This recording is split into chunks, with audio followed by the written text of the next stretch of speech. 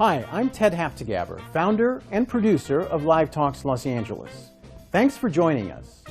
Since we started over a decade ago, we have brought you hundreds of conversations with storytellers, writers, actors, musicians, humorists, chefs, and thought leaders in business and science.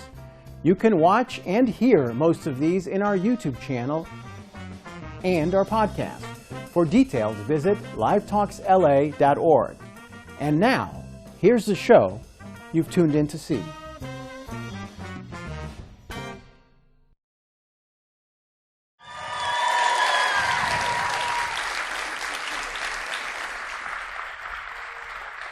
I'm so glad that you all are here, and without further ado, we got to get into it because we have two. Who cares about me? Let's talk about these people, and let's talk about Inside Bridgerton. Okay, so Shonda, Betsy, how does it feel to have created a global phenomenon? You can clap. A universe that crosses all different languages, cultures, and regions. Okay, now you can answer.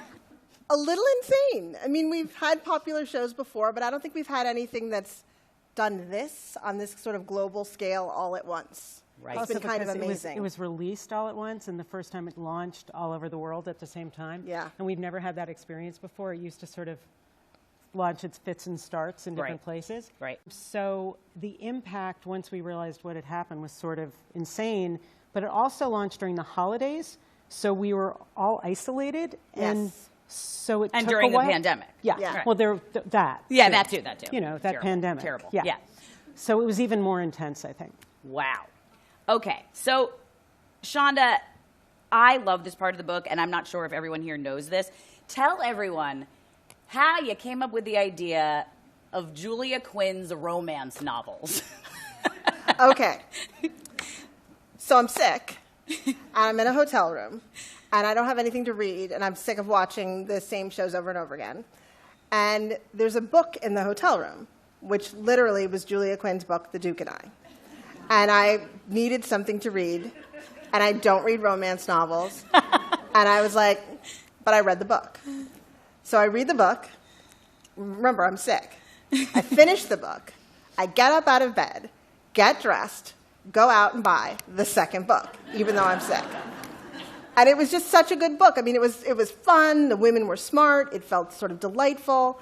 And I came Sexy. back. Yeah, sexy. Well, yeah, these books are a little dirty. Yes, so steamy. Yeah. A little dirty. I came back, like, talking about this book and these books, and Betsy thought she was sick.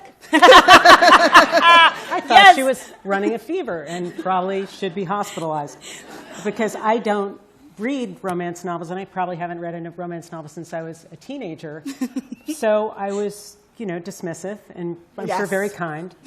And then I read the book, and then I saw exactly what you were talking about, and How did you make it happen? You, Shondaland, when she says, okay, you both decide that we're doing this, how do you jump to, do you make the whole thing at Shondaland happen? Well, I mean, it's not just us, obviously. We have a whole team of amazing people at Shondaland. Shondaland is its own country at this point, I like to think. Mm-hmm. And but we get the rights. We go to Julia Quinn. We ask. That's in the book. We talk about that. We ask if we can have the rights to the book, and we get the rights to the book. And then from there, we figure out how we're going to adapt it. How do you hire all the people, Betsy? Tell us how the people, how do you asked me that, Katie. You're welcome. First of all, we have an amazing team of people at Shondaland, as you have already mentioned. Yes. And together with Sarah Fisher, who's our head of production, and Allison Akel, who's our head of creative. Woo! Allison Akel's here tonight. Let's give her a big round of applause. Okay. Lots of amazing Shondaland people here tonight. Yes. We went out, and you'll read a lot more about this in the book, but we went out and found an amazing line producer. And remember, this is the first show that we've ever made in England. Wow. So we had a whole learning curve ahead of us. We found an incredible line producer who was incredibly conversant in the people and the different department heads, and it was sort of off to the races. And the first person actually we hired was our Costume designer. Ellen Moroznik. Because we all sort of knew that at the core of this vision was clothes. Fashion. You needed clothes. Seriously, like the show is really about this grandeur and this glow and this amazingness, and the fashions had a lot to do with that. So, okay, I'm going to get into the costumes. I'm very excited about that. Bridgerton started as a book. You turned it into a TV show. Now we're back at a book, albeit a different kind of book. Yes. Which is why we're here tonight. Tell us, whose idea was this? Okay, like I said, Shondaland's a big place. And there's a person who works at Shondaland named Sandy Bailey. And she's also here tonight. She's also here tonight. And she's responsible for things like the Bridgerton experiences, the Bridgerton tea, all the merchandise you get to have. She plans all that stuff and comes up with all that stuff. And she said there should be a book. I mean, we'd been talking endlessly about how amazing the crew was, and we discussed like just the beautiful craftsmanship of the work that people had been doing.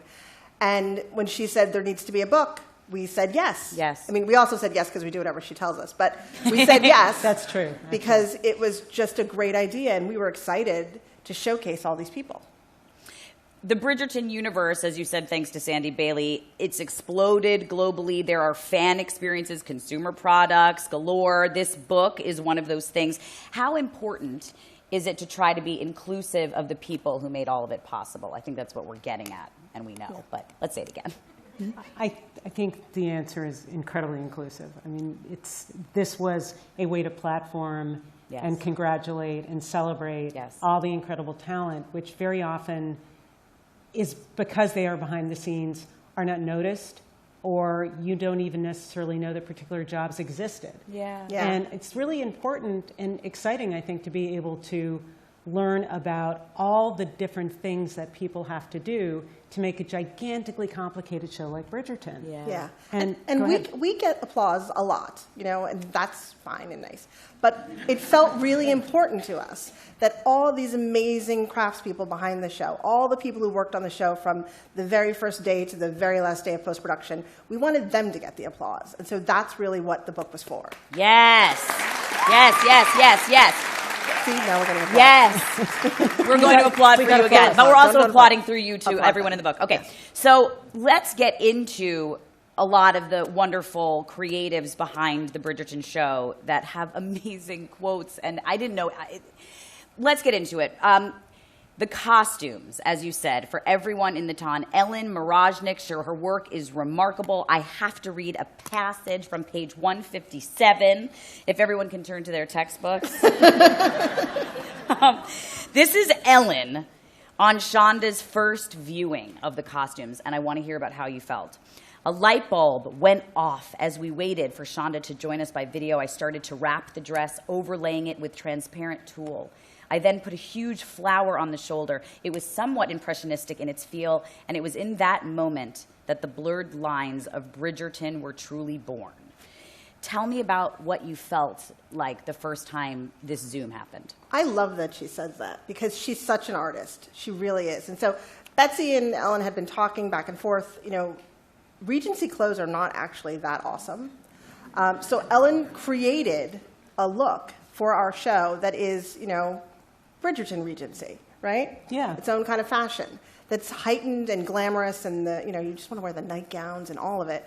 And when I first saw it, it really was like I was staring at a screen on Zoom, and I wanted to reach through the screen. Like you could feel those costumes. And they're gorgeous. I mean, all of them. And when you see them in person, they're even more gorgeous. Absolutely. And every single costume was made, like handmade for the show. So just for some context, too, and this is also in the book, because we were creating a world from scratch, because nobody's ever imagined Regency England in a lot of ways, as Bridgerton does, what we discovered was there were no real costumes that existed in the world that actually could fulfill the vision of both a nod to Regency England, but also this kind of modernity. So Ellen and John Glazer, her incredibly talented partner in crime, actually really made with their team pretty much every single thing you saw on screen. And you will learn when you read how many of those there were. I mean, it's an army. It's amazing. Yeah. Okay, so if you had to pick one costume to bring home and add to your personal closet, which one would it be? I mean, anything Queen Charlotte had on, I was ready to wear. Yes. At a moment's notice. But we talked about this. We like the nightgowns. We like the nightgowns. The nightgowns are beautiful. I've got to be honest, like the first time I saw one of Ellen's nightgowns, I called you, and I was like, oh my God, the nightgowns. The nightgowns are amazing. And also the robes are amazing. And I mean, the men, the women, the whole 9 yards. So yeah, I'm big on the nightwear. Yes. So robes and Queen Charlotte. Oh yeah. Yes. Yeah. We have to talk about the music. Right? Yeah. Composer Chris Bowers has a great section on his process working on the show. Can you tell us about how you found him and how the idea of using pop music happened? That's Betsy's brain. Go, Betsy. Thanks, Shonda. Well, Chris Bowers, actually we met because we had worked on a show previously which was called For the People, and he did an amazing job. He was somebody that we had been passionate about his music for a really long time. He's incredibly collaborative. He's inventive. He actually worked on inventing Anna as well. He's a genius. He's a genius. So we were incredibly lucky to get him as a composer. And once again, you know, as I think most of you all know, a lot of the idea here was how do you actually incorporate a feeling of contemporary society in the Regency period. And he found ways of making a sort of very classic sound using instrumentation and different modulation to actually give it a more propulsive and kind of contemporary feel. And along those lines, since what we were trying to do was, we never wanted you to watch the show and get taken out of it and think, oh, look, this is something modern. Right. We wanted you just to feel, oh, I can relax in this because somehow or another I feel comfortable. So one of the things that we talked about was how do we use the concept of modern songs, or what we call needle drops, which is what we've done traditionally in pretty much all our shows. Yeah. I mean, you guys know what needle drops are. They're every time you hear a song in Grey's or Scandal or whatever. So we were thinking about it, and a while ago I had actually been introduced to a group of these two people who were flamenco guitarists named Rodrigo and Gabriela, and they were very poor, living in Mexico because they weren't making any money, because they were like thrash, hard rock guitarists. And because they weren't making any money, what they decided to do was they would take all the songs they knew, which were hard rock, and make them sound like flamenco songs. So they put out an album which was based on when they would go to these different tourist resorts, people would be sipping drinks on their vacation. Mai Tais. Mai Tais, and they'd be sitting and listening to this music, and they would think it was this flamenco song, and really it was like Stairway to Heaven. Yeah. And I heard this album, we talked about it. So good. And it was this idea of like, what if you actually took contemporary music and just made it sound like Regency. It was in the period. Yeah. Yeah. And it worked. It works perfectly, right?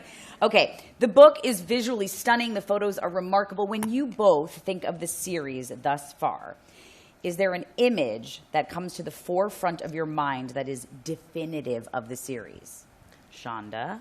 Okay, I'll go first. For me, it's always that image where the doors open and they're at the palace, and Daphne's walking down to be presented to the queen for the first time. Yep. And you cut to the queen, and she's sort of bored in her chair, surrounded by like all these fantastic ladies in waiting, like waiting to be impressed. And Daphne's like total fear. Like that image for me spoke to everything that the show was, the importance of that moment. I love that moment. Betsy? I always go back to something which is really just simple because we go back to it over and over and over again. But that is the Bridgerton drawing room. It's the Bridgerton living room. Receiving room. I don't know. Music that room? We know it. With the piano, where everybody's, and all the gentlemen callers come. And the whole, there's something about it, and there's this beautiful picture actually in the book of this sort of tableau. And there's something about that picture and all the Bridgertons there in the family that I just love. Mm-hmm. If you could take any set featured from the show and you could recreate it for your own personal use, would that one be it? Oh, yeah. Oh, I figured. What about you, I Shonda? want the whole Bridgerton house. Like, that house, to me, is incredible. And It's you look at it, it's incredible. beautiful on the outside, that front hall and those stairs. I want that. Like, that would be amazing. Oh, and you've got to get the backyard. Yes, with the swing. With the swing. Yeah. I mean, It's if you're going for the so whole house, beautiful. Yeah. you should get the property. Yeah, we should get the whole thing. Okay, I'm just checking. I have to ask, have either of you stolen anything from set? This was the big thing when Scandal... Oh, wait. You guys are no... Okay, how many books are part of the Julia Quinn series? There are 8 Julia Quinn books, so there should be 8 seasons of Bridgerton. Okay, so you might not be there yet. I remember at the end of Scandal, we were all like, what are you taking? What are you taking? Like, what are you taking? And it always makes me feel so good that the Olivia Pope and Associates conference table is the table at the Shondaland offices in Hollywood. I know. I just rest so easy at night. So you haven't stolen anything from set yet? I mean, I have a warehouse of things from Scandal. I, by the way, have, I think, 3 Quinn jackets. Yeah. They were so good. They were great jackets. Yeah. I do too. And I did walk away with a lot of Olivia Pope's purses. Oh, You But- did. You did. Yeah. but I got one. Right? who wouldn't? But for Bridgerton, I mean, we're in the middle of it, Right, so we're you still can't do going. that yet. If They'd I- notice if we started taking stuff. Yeah, they would notice. Like if I took that clock, Yeah. someone would know it was missing. But if I could steal anything, What would it be? all of Queen Charlotte's wigs, every last one. And I would wear them to work and make everybody really uncomfortable. And you would just look You know what? really bored. The one like you with the just- bird cage in it. I Oh, love I it. love that All wig. of her hair was just amazing. Amazing. Everything. Okay, casting director Kelly Valentine Hendry says in the book that chemistry is I love this. Chemistry is a big, fat, accidental win. Can you talk to us about the casting process on this show? The casting process was fun, I mean, for us. There were tons of actors that we didn't know from London who were brought in to read, and some people that we did know.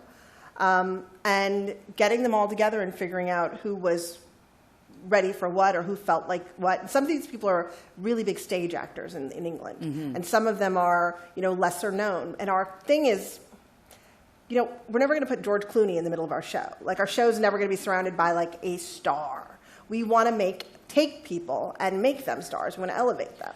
So that's part of our process. And also, when you think about it, we always build shows for success. So the idea is, because every Bridgerton gets a season, we know that eventually, most of these people will be front and center in a relationship as well. So it's thinking about the longevity as Yes. well, which is another piece of it. But it was Kelly Valentine Hendry is incredibly talented. She's got an amazing gift for actually not only finding people, but figuring out the right combinations for Yes. people. What a talent. That is, Right? oh my, Yeah. because Well, you're- chemistry, I mean, that show, okay, let's get to that question for a second. Okay, this is where we're getting a little saucy. I mean, about, oh no, I think it got so saucy, my mic fell off. Okay. I mean, if she doesn't, no one knows this chemistry is this big fat accident, she says, and we don't know how people are going to react together. Can you talk to us a little bit about the steaminess on the show, how that accidentally worked out in all of our favors, and how do you go about now that the show has intimacy coordinators? Why is it so important on your shows, and particularly for such a hot and steamy? I just keep repeating hot and steamy, so just talk about the hotness and the steaminess. Thanks so much. I mean, I think chemistry it's magic. It's an intangible thing. But you can have all the chemistry in the world and have really bad or uncomfortable sex scenes, which is why you bring in an intimacy coordinator. An intimacy coordinator is there to make sure that everybody feels really safe on set, everybody feels really comfortable. We coordinate stunts, so why aren't we coordinating sex scenes? So we make sure that our scenes are coordinated. And because of that, I think our actors felt much freer. They had a little bit more fun. We sort of were allowed to do things and try things because everybody felt really safe and protected. Yep. Are there any casting stories that you can share? Come on. There's so many. I mean, I'm really just sitting here and thinking, like, casting stories we can share. You know... Do you remember who the first person cast was? Yes. I believe the first person cast was Nicola as Penelope. Yes. Wow. Yeah. See? I would never have known. Aren't you glad you asked me a specific question? Because I Yes. just would have sat here, like, drooling quietly in a cup while I couldn't think what to say. Yeah, and I actually, another thing I just remember was we were looking for a Lady Featherington, and we were looking for Lady Featherington. We'd met so many different people, and Polly Walker walked in. And Polly Walker, I mean, I love Polly Walker. I've seen so much of, and I was so incredibly excited. Yes. And the other was Ruth Gemmell, who plays Violet Bridgerton.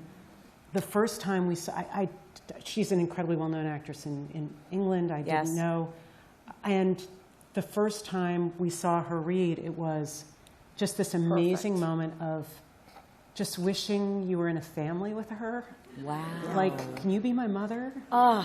And I'm older And now than we she all is. get to be. You Exactly. gave that gift to us. Exactly. I go up to her on set and kind of go, can I ask you for something? Wow. She's like, this is kind of pathetic. 'Cause you're And can I say, like, we cast Regé Jean Page as the Duke. Yeah. And he had been in one of our shows before, For the People. Yes, yes. When he came in for the meeting and sat down to talk, I didn't know he was British. Like, I had never known that. I don't know why. didn't? No.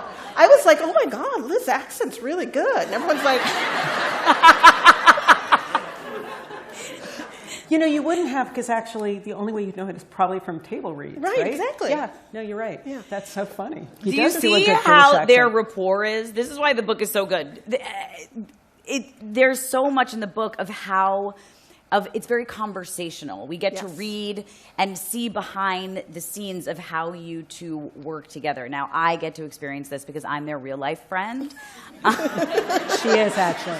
She She's says that. genuinely She our says real life. So I know this, but can you tell everyone else how you work together as a team and how this book really shows everyone that? Wow. I mean, we've been working together for 20 years. 20 years. 20 years. Grace is 19 seasons old, so 20 years.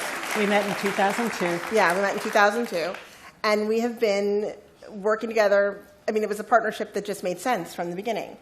I'm a writer, Betsy's producer, and over time I have learned to be a producer, but I was not when we started. I never learned how to be a writer. And we'd come together and sort of, you know, with most shows, I would write something, and then we would figure out how to turn it into a big, beautiful production. On this show, because we had a show creator, Chris Van Dusen, this was really Betsy and me having our first chance at, like, producing, where I was doing nothing but producing with her. Because normally what would happen in the past during the period before we went to Netflix, 9 times out of 10, I was developing, finding material, working with writers, and trying to get the shows on the air. And Shonda always had a show that you were writing. Yeah. And we Or would always talk. three, yeah. Any large decision never was made without discussing it. But we didn't get to do what we really love to do together, which is hang out and we talk. hang out and talk. Yeah. Basically, like this, Yeah, and eat except stuff, without yeah. all you here. Yeah. Which is nice. Yeah. It's nicer here, but you know. It's lovely. Is there one thing in the book that even you didn't know? Something you learned for the first time? I don't know if I learned this in the book or if I learned it right before, as we were putting the book together. But I'm going back to Queen Charlotte and her wigs. Queen Charlotte's wigs were so heavy that they had to create and build a special stand for her to lean on in between takes to hold her head because it was doing such damage to her neck. Beauty comes with a price. It Yes. does. It does. It does. And I thought that was a fascinating detail. Amazing. Oh, ow. Yeah. I can feel. What about you, Betsy? Okay. I discovered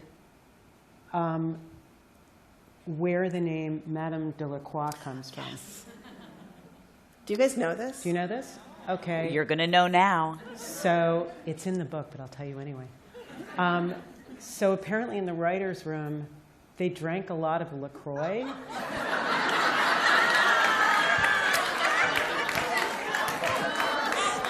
Can you even? And that's why she has that And that's name. why she has the name. And I was just, LaCroix, which we all pronounce differently anyway. Yes. So it's, I just think it's delightful. It's delightful, and I will never watch the show again without seeing Thinking Madame it can. Delacroix coming out not drinking a LaCroix. Yeah.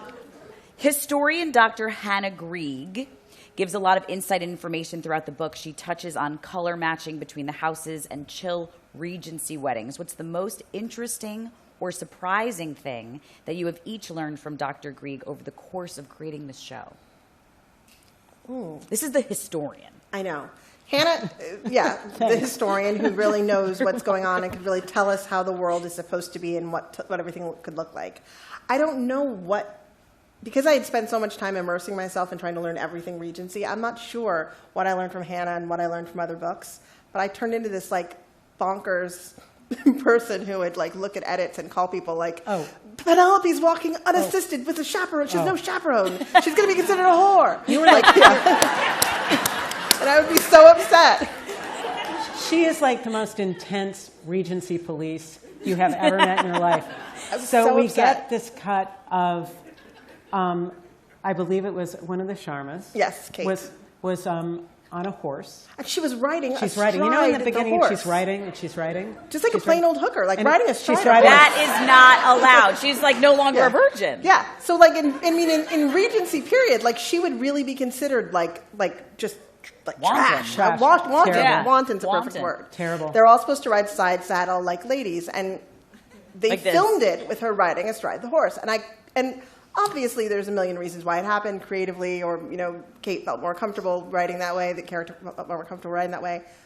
But it's I remember being scandalized for She was. days. I wouldn't let it go. And I think you also were convinced that every single person who watched it would have the same reaction. I was everybody's going to think she's not a virgin and a wanton woman. I was so upset. They're going to have to put her out to pasture. Raise your hand. Did anyone feel that way? I didn't. Yeah. Oh, okay. Thank We've you. got one. Thank but you. there's Thank three. you. Thank you. There's 299 other people. Are you a historian also? Okay. Well. Yeah. Okay. Another person that needs to be mentioned, the amazing Will Hughes Jones, for a minute. Tell us who he is, what role he played in all the amazing things we see on screen. Why is his job so important to the overall story? Will Hughes Jones designed the world. Yeah, he's a production so designer. given the fact that so much of this is the world of Bridgerton, and so much of what we watch and so much of the representation of this world that I didn't know existed in Regency England. I knew that there were pastoral scenes in Jane Austen, and which I Yes. love. Yes. But it's pastoral. It's out in the country. The idea that there was this social season in Mayfair with this thing called the Ton, he created that world based on historical fact, but also through these incredible creative leaps. You don't have a world without Will, because Will is the person who helps shape and create the vision, and then he hires all of these incredibly talented people to execute. He, designed. He figured out ways of building Regency furniture. There's a great section in the book about, because we don't have endless amounts of stage space, we have a lot, but we don't have endless, how he used and reutilized sets and spaces. And interesting. it's fascinating to look at, but Wow. just a really great creative mind. Wow. He also, the whole Lady Whistledown, the whole design of that. It's incredible and iconic now. Yep. It's truly iconic. I think we get the idea that the book it really gives us a sense of how it takes this massive village. How big is this production? I'm like, is this way bigger than Scandal? How many people are working on this? It sounds huge. I don't know exactly how many people work on this. It's a big old ton. It's a ton of people. It's definitely more Like people the than ton. It's a ton. It's a ton of people. I don't know. It is a huge amount of people. We have to have people like our choreographer, who choreographs all the dances that you see, all those amazing dances, which is another way of sort of showing the sexiness and the flirting and the relationships building. We love that. We never had a choreographer maybe we did it for 5 minutes on Scandal. Oh yes, I was never at those state dinners. Yeah, but or Quint was never at those state but dinners. very but I think rarely- other No, You people weren't. danced. You No, were killing somebody. that's right. Yeah. Yeah, no, it's you know, lots and lots and lots of greensmen, you know, people who actually set up the greenery and the planting. And I mean, because it's also, because there's so many beautiful locations, we've always had location managers on our show who are amazing, but these people are scouring all of England to try to find, you know, manor houses. And it's pretty exhaustive. And I think that's one of the great things about the book is, like, I was there and I learned things. Right. Some of that stuff is fake, though. Some of that stuff, Scott Collins, our post-production, who's also here. They built, like, as CGI stuff. That's all made and created and sort of painted in later. I don't really know how it works. I always imagine someone's just painting, but I know that's not really what happens. But you know, like building all of these things and making the Bridgerton house look bigger and making the street look like what it's supposed to be, all of that is the magic of post-production. And making things look brighter and sunnier and beautiful. Yeah. And the costume colors. The book is a time capsule of sorts, memorializing all elements that went into making the show. Is there any one thing that specifically stands out as a moment in time that you will never forget in making these past 2 seasons? Ooh. That's a big question. Yeah.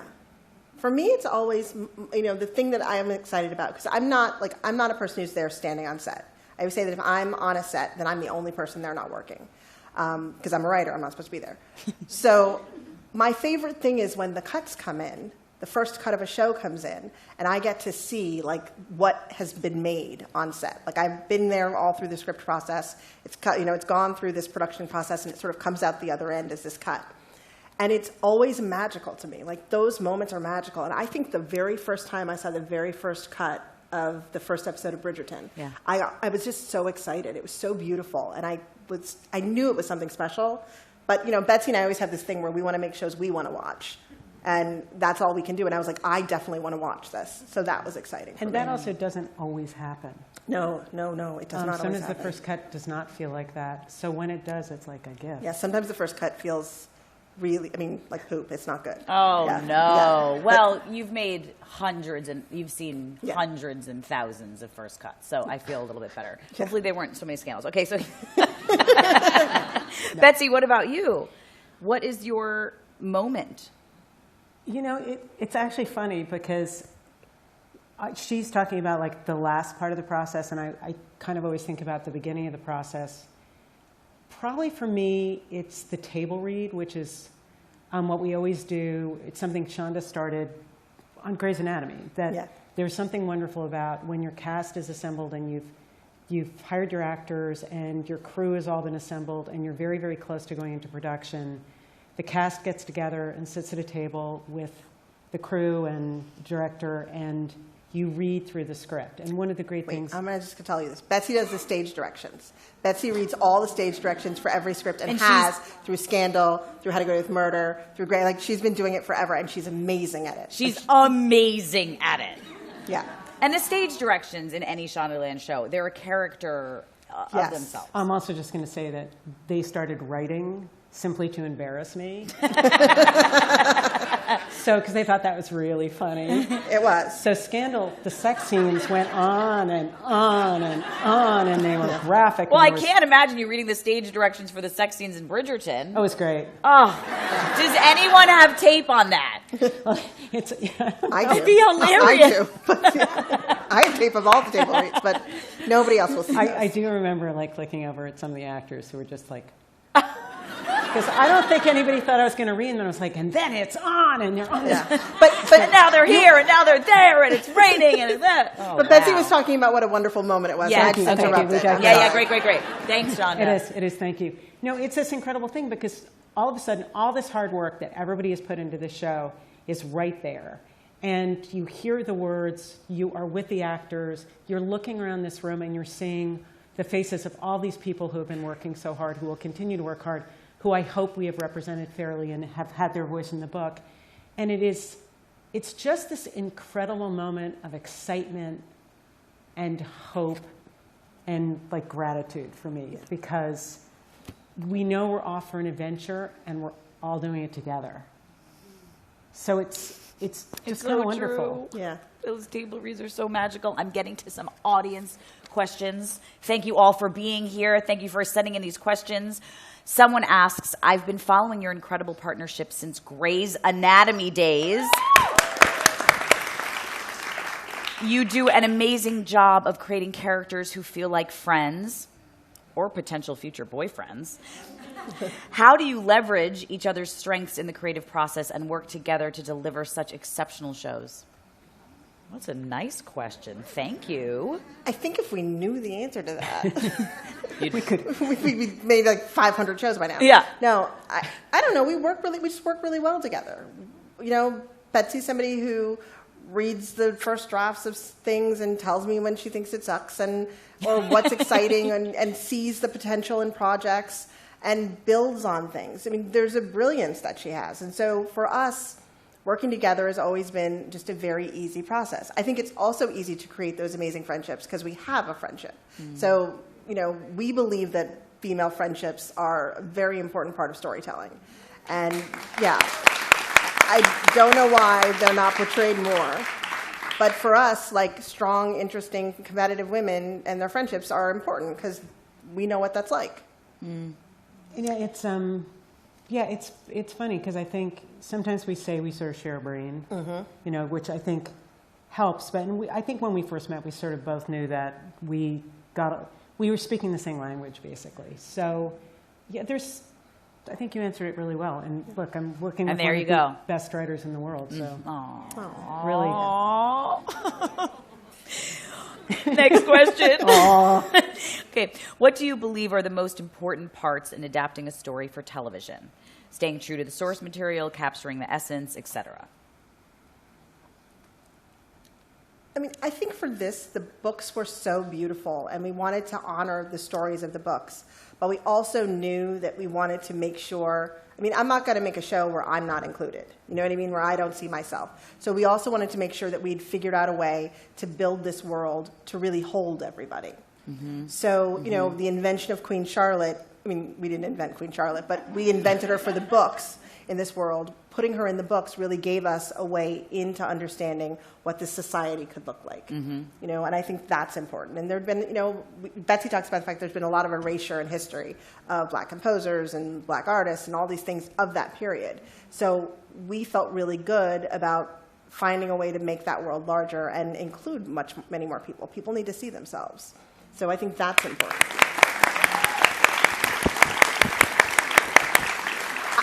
It's including those points of view. Yeah. Adjoa said something. Adjoa, who plays Lady Danbury, says something in the book that I thought was so interesting. Because, yeah, you hear from all the actors in the book, too. She said that when she walked into audition, she said, like, what am I here for? Like, this is colorblind casting, like, really just not trusting the process. And then she says, when you have a colorblind process, whose color are you really being blind to? And I thought that was brilliant. That's a brilliant way of putting it. So we sort of go with color-conscious casting and really consciously make these decisions and choices. Yeah.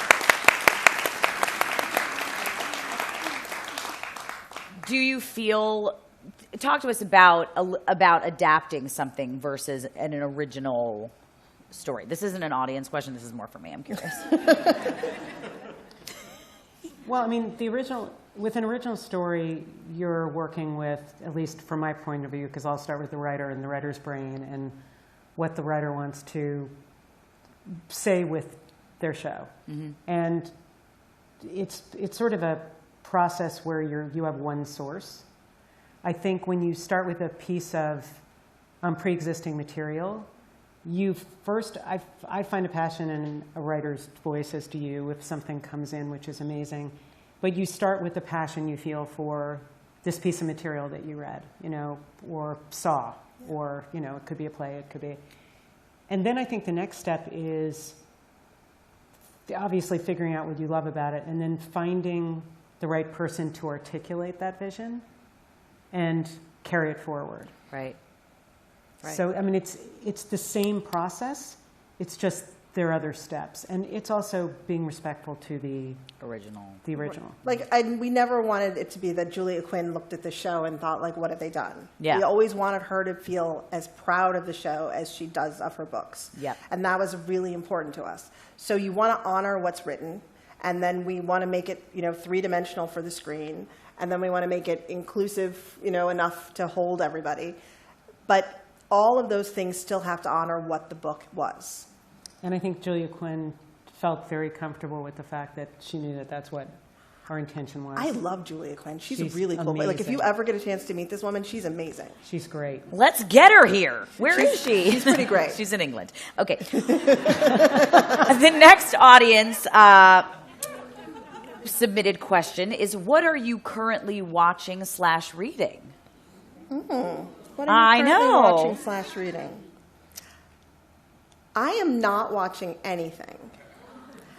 And the reason why I'm not watching anything is because when I'm making a show, I can't really watch shows.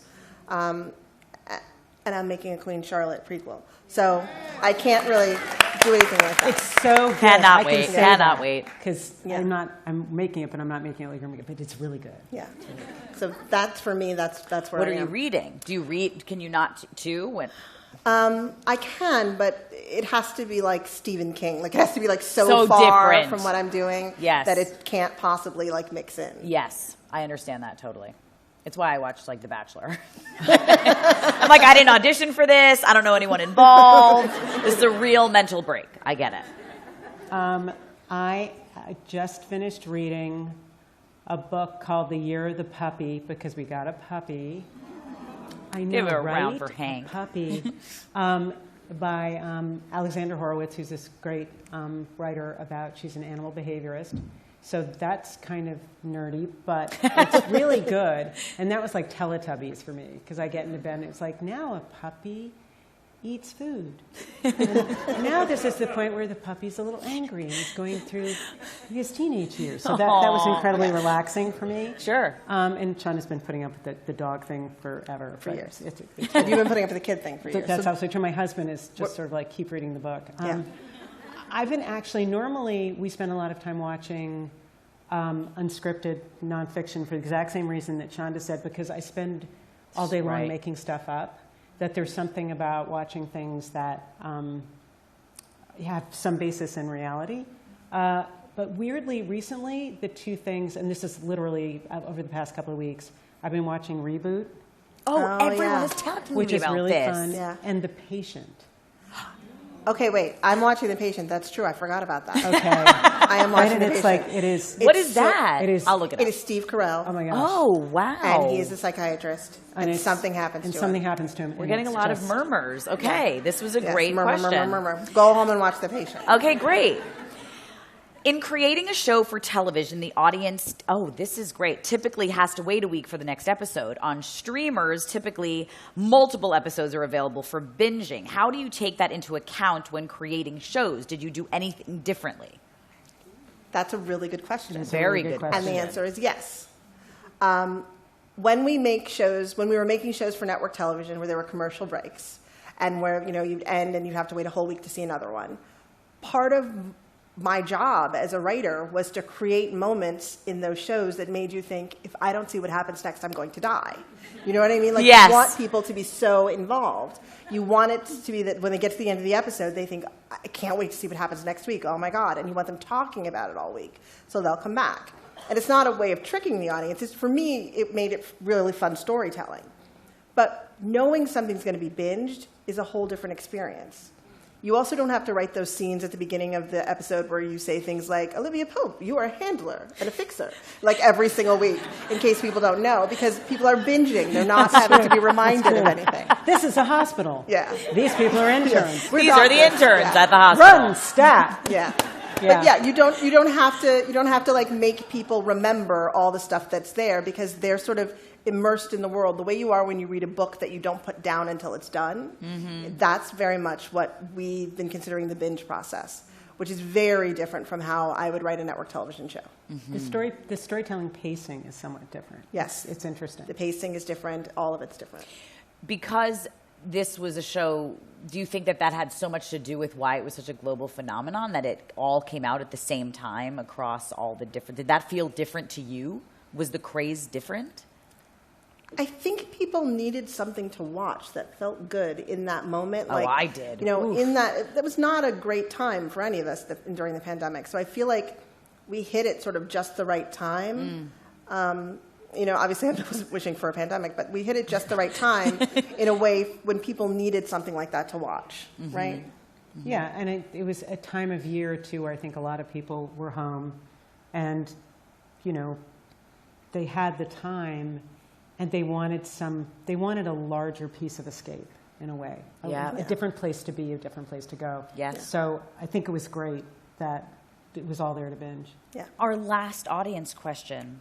When you graduated from college, what is the best advice you got about your professional pursuits? And if you could go back to that moment in time, what advice do you wish you got or got differently? Oh, that's good. I'm trying to think if I got any good advice in college. My father used to say to me, the only limits to your success is your own imagination. That's the only limit to your success. And Oof, yeah, that's great. People are really feeling that. I mean, he get said it so much that like it's like a chant in my head a little bit. But that is something that I carried with me from college. And my mother was very much a person who was like, you belong in every room that you are in. Like, and those two things, I think, have carried me through life. Nice. You can clap for that. Yeah. I think probably for me it's a couple of things. It's number one that, and I would say this from my perspective as opposed to, in college probably the best advice I got was don't be an actor. Everyone told me that too. Because I was trying to be an actor and I wasn't that good. That's why you're so good at reading stage directions. Yes, so there you go. That was probably thanks, and I'll never give the college a donation. That is fine. I think for me, it's true. For me, I think it's you know, it's got to do with the fact that when you get to be a certain age, you realize, and I remember thinking at various stages when I was doing all these different jobs, and I was like, I'm wasting my time, I'm wasting my time, I'm wasting my time. I've realized that every single thing I did over the years, actually I use every day. So I was an actor. I did improv, comedy. Like every single piece of that I did. I was a waitress.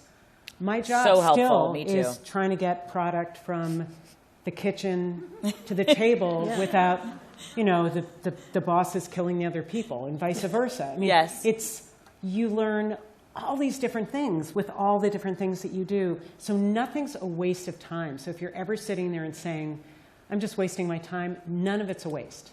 It's all incredibly useful. And it'll pay off. I like that. I love that. Yeah. I really good advice. love that. I also, I'm taking this back to the steaminess thing. Sorry, guys. I'm sure they're really sorry. Tell us about the perspective of the sex scenes in the show. The female gaze, yes. It was very important. I was like, what am I forgetting? We can't forget that. Can't forget the female gaze. Okay. It was really important to us when we were making these scenes. You know, generally when you see sex scenes in shows, they are lots of shots of the woman sort of told from the point of view of a man, and there's some man's fantasy of what a woman's life is like, sex life is like. Yeah. And we really wanted to turn that around. And Julianne Robinson, who directed our pilot, really worked on the idea that we were in the female gaze when you're in these scenes. You're watching what the women are enjoying, and you're watching their perspective on these scenes so that you're with them. And apparently, that never happens, and should much more. So that really was part of that. Well, it's also what you started with a while ago when you said, you know, I saw myself in the books. Yes. You know, and it's literally taking that and saying, I saw myself in the books, I see myself, I see this perspective on screen, and it's such a delight to watch. I mean, there is that moment with the spoon. Yeah. Yeah. That everyone talks about. Yeah. But Julia Quinn also, interestingly enough, in the books, writes in the female gaze. That's exactly right. Like, it is all there. And I think that's what makes it so powerful. And we're so grateful that there's 8 of them.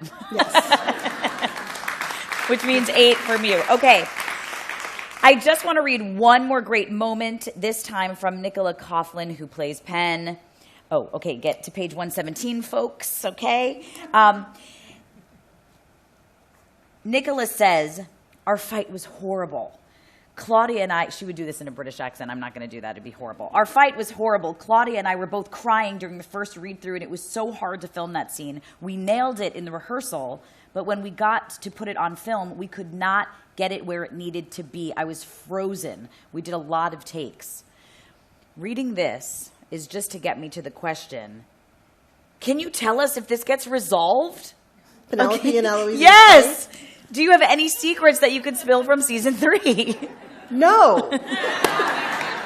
Did you just meet us? Yeah. No. I have to. I've never been on this side of it. I'm so trained on Scandal. You always say no, but it's me. Come on, friends. You can tell me. Us, yeah. Don't pay attention to that. You can tell me.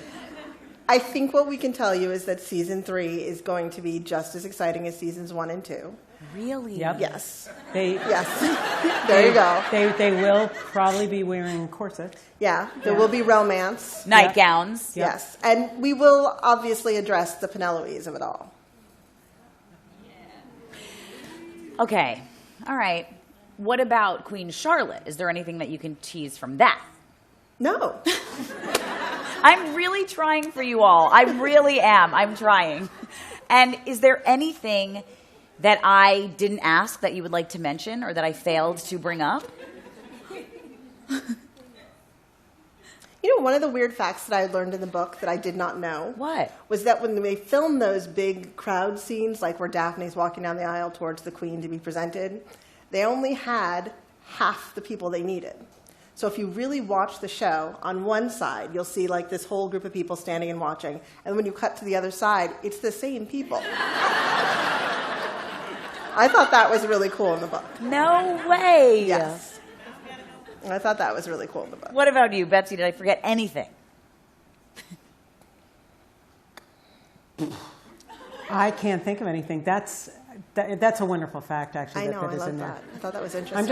I'm just gonna coast off of See, her fact. you see how they converse? Look at this. They just really take care of We each actually other, speak. finish Yeah. each other's sentences. like real people. like real people Yeah. and Like that's talk and stuff. Do we have time for audience questions? Does don't anybody know. else have a question? Can you mention something about food? I love food. Oh, food in Food. Bridgerton. You know, whenever I think about Bridgerton and food, I only think of tea. Yes. Like, I really only think of tea. And I don't know why. I mean, that's not the show. It's just the way my mind works when I think about it. What about you? There's lots of tea. Yeah. I mean, there's lots of teas. There's lots of cakes. There's lots of. I really like the family dinners. Yes. So it's the scene of, I think it's Gregory shooting peas at Hyacinth, which Oh, yeah. Yeah. I think if you didn't know how to shoot a pea, I learned, which is great. But it's also the food design on this show, and we do actually have a bit on that, is absolutely stupendous. And the last time I was there, I might have been there for a tea in season 3, and it was a specialty, and it was amazing. So Yeah. I just got to say Delicious. that the food is gorgeous, and I'm sort of obsessed with the ice cream shop. Yes. You know that- Yes. yeah. That's true. When you go to Bath, the tourism of all of England thanks you. I went to Bath, which is where I think that tea place yeah. is, and Delacroix's. See, you'll never be able to say it again. And everyone's on Bridgerton tours, and the town was thriving. This is where Bridgerton shoots. It's wonderful. That's not a follow-up question. That's a statement. Okay, who's next? So you mentioned that in the book, one of the things that you love is it highlights jobs that people don't even know exist. I'm a retired professor, and one of my favorite things was learning that a student was working on military bases as an event planner to welcome the troops home. And I just thought, when you think about event planners, you don't think I'm going to work on military bases to welcome the troops home. So is there anything I can take back to my students where it's like, this is a job? Like, you could have this as a job. Oh, yeah. You know what's interesting is that almost anything you can think of on a set is a job. Somebody styled the food. Somebody created the lady whistledowns and made them so pretty in the way they are. Somebody made all those hairstyles and wigs. Somebody made the pantaloons that go under the corsets. Somebody knit, what is it called? However you make lace. Somebody tatted the lace that's on those dresses. That was good. I know. Wow. Right? That was amazing. But what's fascinating to me about a television set, about television series, and I've always enjoyed this, is that everything. Like everything you can imagine is a job. There's somebody whose job it is to make sure the puppies are doing what they're supposed to be doing. There's somebody with the horses. And all of those jobs you don't think about those when you're thinking about making shows. Like people don't think of those as being jobs. I'm going to go to Hollywood and like work with puppies. But you can go to Hollywood and work with puppies. I mean, that's amazing to me. Yes. It's true. And I think about like the horse masters. I can't remember exactly what they're called, but the people who work on writing with the actors, and there's a whole little section about that. I think you're absolutely right.